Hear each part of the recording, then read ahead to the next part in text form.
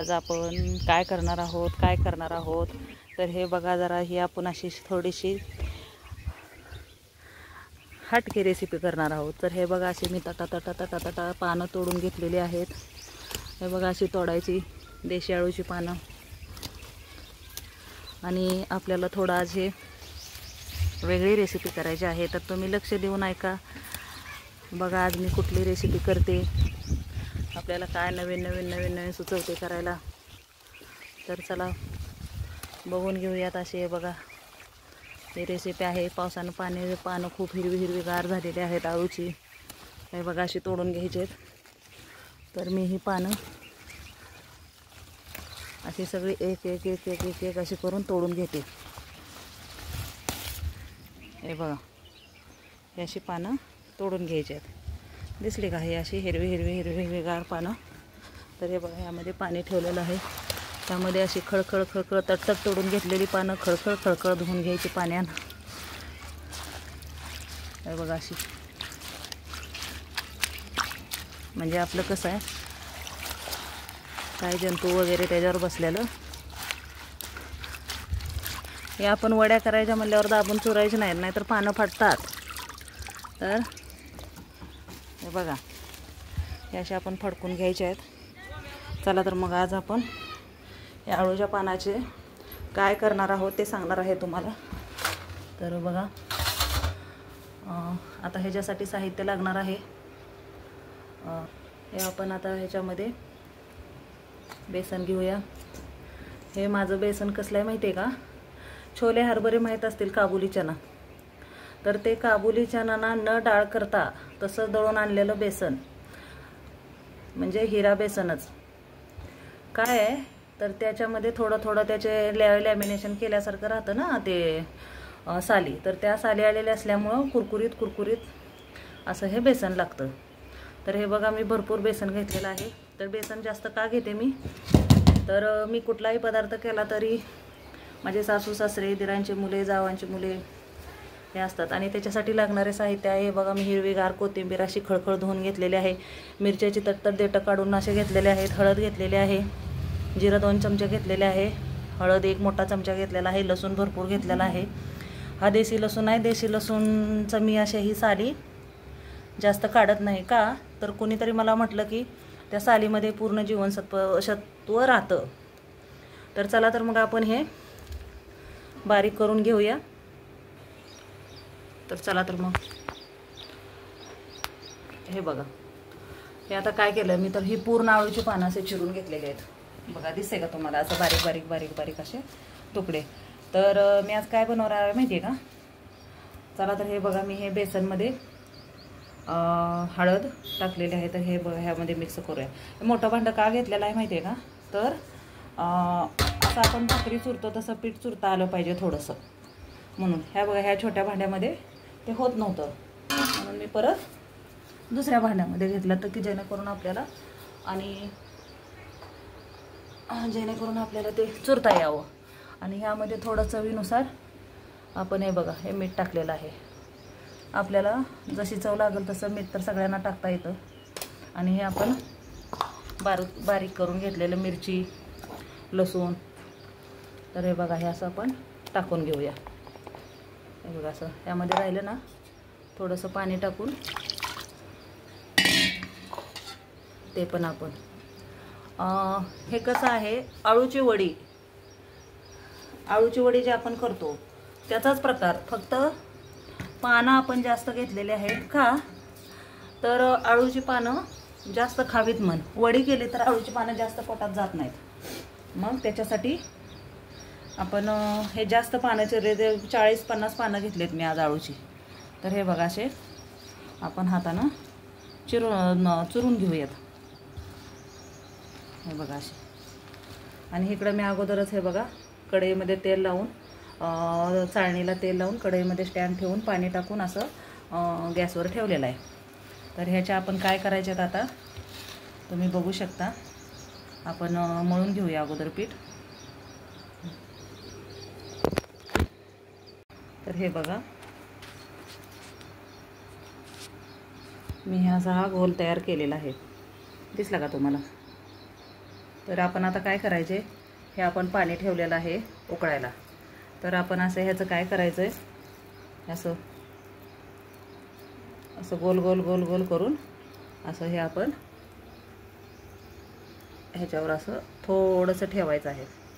अजिबात जास्त दाबायचं नाही, जास्त घट्ट करायचं नाही. हे बघा असं वळीनं आपण असं थोडं थोडंसं घेऊन आपण ठेवायचं, जेणेकरून आपल्याला आतून कच्चं पण राहणार नाही. हे बघा आतून कच्चं पण राहणार नाही. आणि ही छोटे छोटे छोटे छोटे अशा टिक्की करून, टिक्की म्हणतो ना तशा टिक्की करून ठेवायच्या आपण. तर ह्याचा एक उपयोग काय आहे, तर आळूची पानं पोटामध्ये जास्त जातात आणि आळू हा किडनी स्टोनसाठी.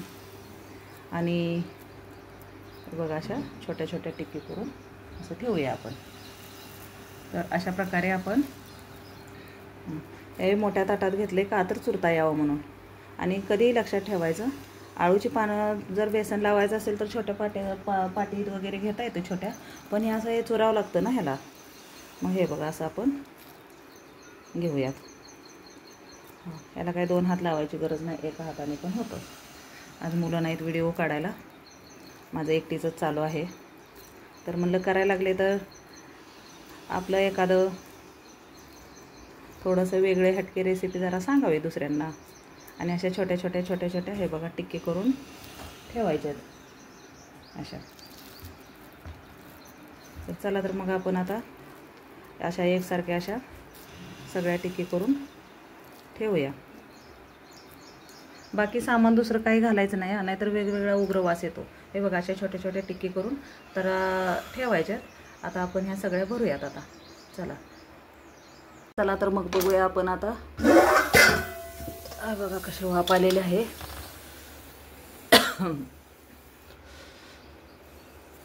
कॅमेऱ्याला वाफ लागलेले आहे. तर बघा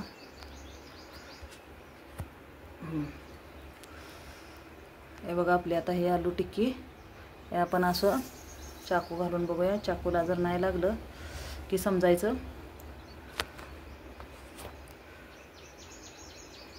शिजले म्हणून. तर चला तर काढून घेऊया आपण. आता हे आपले आलू टिक्की झालेले आहे आणि दुसरी टाकूयात. बघा आणखी थोडंसं पीठ राहिलेलं आहे ह्यातलं. तर चला तर मग हे एका भांड्यामध्ये काढून घेऊया. त्याच्यासाठी आपल्याला छोटंसं उलटणं हे करायचं आहे.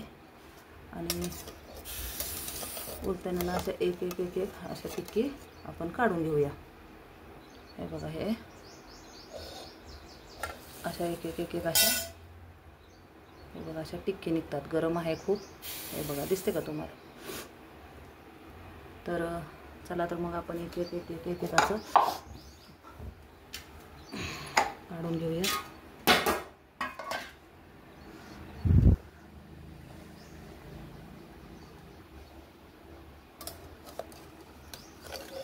अशा आपण घेऊयात काढून.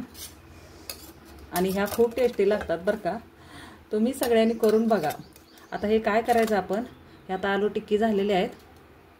तर त्याला आपण परत आपण जशा आळूच्या वड्या फ्राय करून घेतो तशा डीप फ्राय करून घ्यायच्या आहेत. ह्या डीप फ्राय करायचं का, तर जास्त तळल्या पण नाही जायच्या, डीप फ्राय करायच्या थोडंसं असं.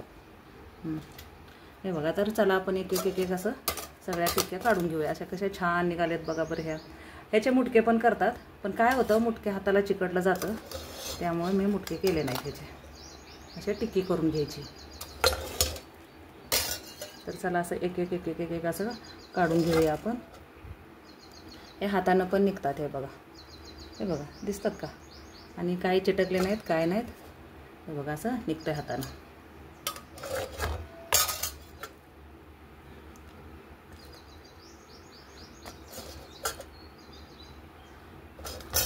ह्या टिक्की करण्याचा एकच उद्देश आहे की आळूची पानं जास्त पोटात जातात. वड्या केल्यानंतर एका पानाला किंवा 2-4 पानाला होऊन जातं. आणि ह्याच्यामध्ये हे चिरून भरपूर पानं घातलेत ना मी. हे बघा अशा आपण काढून घेतलेले आहेत. तर ह्या आता दुसऱ्या आपण टाकणार आहोत. हे सगळ्या एकत्र झाल्याच्या नंतर मग तळून झाल्याच्या नंतर मग आपण उकडून झाल्याच्या नंतर आपण तळून घेऊया. चालतंय का. मग बघूयात तर पुढची रेसिपी. आता आपण तेल ठेवलंय कढईमध्ये वाफलायला. आपण हे आता हे वाफेवर उकडून घेतलेल्या टिक्की आता आपण या तेलामध्ये शॅलो फ्राय करून घ्यायच्या आहेत. म्हणजे थोडं जास्त नाही तळायचं. हे बघा अशा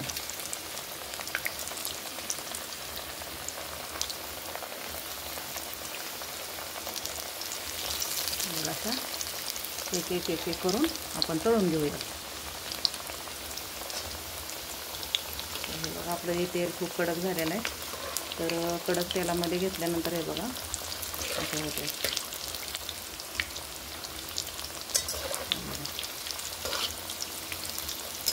आणि ह्या चवीला एकदम भारी लागतात. आळूच्या वडीपेक्षा भारी. तुम्ही सगळे ट्राय करून बघा. माझ्याकडे आळूची पानं भरपूर आहेत म्हणून मी हा उद्योग केला आहे. तर तुम्ही बाजारातून थोडी जास्त पानं आणा आणि अशी टिक्की करून बघा. आणि तुम्ही मला सांगाल ताई मी तुमची बघून टिक्की केली आणि एकदम मस्त झाली आणि शरीरासाठी खूप पौष्टिक असते ही. तर हे बघा अशा आपण एक एक एक एक एक करून आता आपण तळून घेऊयात. बघा अशा फ्राय करायचे. जास्त पण आपल्याला ह्याच्यामध्ये तेल राहत नाही. तेल अजिबात राहत नाही ह्याच्यामध्ये. आणि कडक तेलामध्ये तळल्या ना तेल राहत नाही. गार तेलामध्ये तळल्या तर ह्याच्यामध्ये तेल धरतं. हे तर सगळ्यांनाच माहीत आहे. नवीन काही नाही त्यात.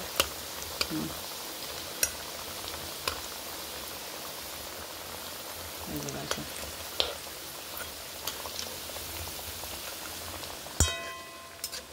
हे बघा अशा लाल होईपर्यंत असं थोडंसं लाल दिसायला लागलं का काढून घ्यायच्या.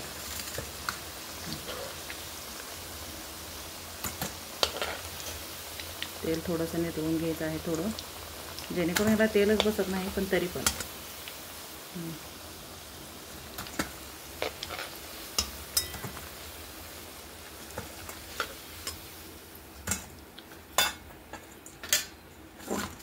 तर हे बघा हे आपली आलू टिक्की करून तयार झालेली आहे.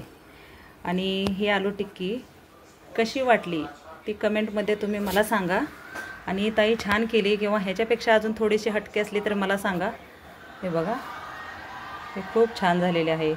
आणि बघताच तोंडाला असं माझ्या तर पाणी सुटलं. अरे बाप रे कधी खाईन झालं आहे.